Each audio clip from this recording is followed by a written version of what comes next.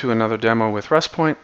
Today we're going to go and add on our next iteration to our last demo, where we added our second iteration where we came in and we started adding in some business logic. So on a portfolio, when we came in and created it, we checked for empty names.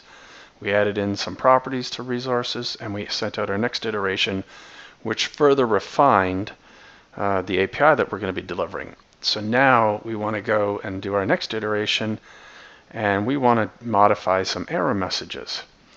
So if we look at our current iteration that's out there, if I fetch the portfolios, you'll see I have portfolio 1, portfolio 2, and if I ask for a portfolio I know that doesn't exist, let's say portfolio 55, could not find object 55.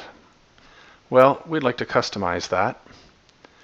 So let's come up into error responses, and we're going to put one in here called portfolio messages.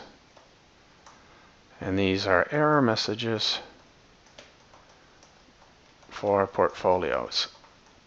So I'm going to come in and I want to change that 404, make that be a little more customized. I'm going to say, sorry, that portfolio does not exist. And let's add in another error code. This is where we want to use script to completely change the error code that's being returned. So let's say we're not going to allow an API call. So maybe in our previous API that's out in the field, they allow a delete portfolio, but we're not going to allow that in our next iteration. So we're going to say, sorry, that we do not support this request anymore. And I'm going to click OK and add my error response. So this is called portfolio messages. We're going to come over to our API path and click this just for the portfolios call. And how you structure your error messages is certainly up to you. This is an example. So now, and then when I want to test this out, we know the 404 is going to be kind of a system generated message when we try to get a portfolio, 404. But let's come into our logic here, and I'm going to come into delete of a portfolio, and I'm going to add in error response portfolio messages 410. So we learned in our last video that anytime a script finishes executing, if error is defined, that's what will be returned to the user. So before we just showed messages, now this is showing we're changing the whole error response.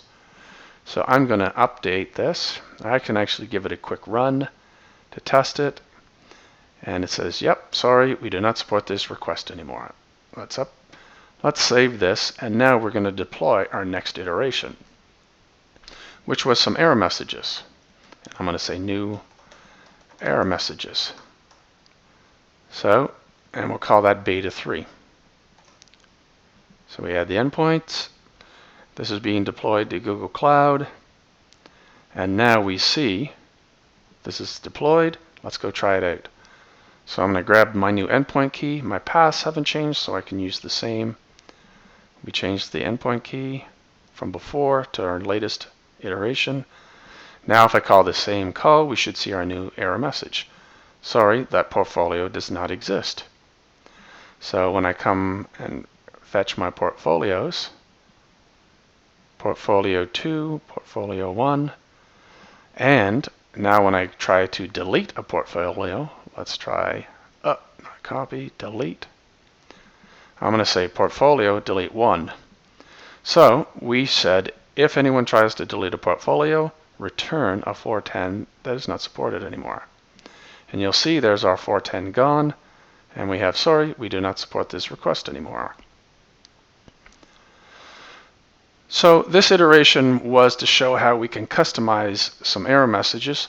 We can sort of customize the message from the system generated error codes like 404, or we can go into scripts and really control what the return code is.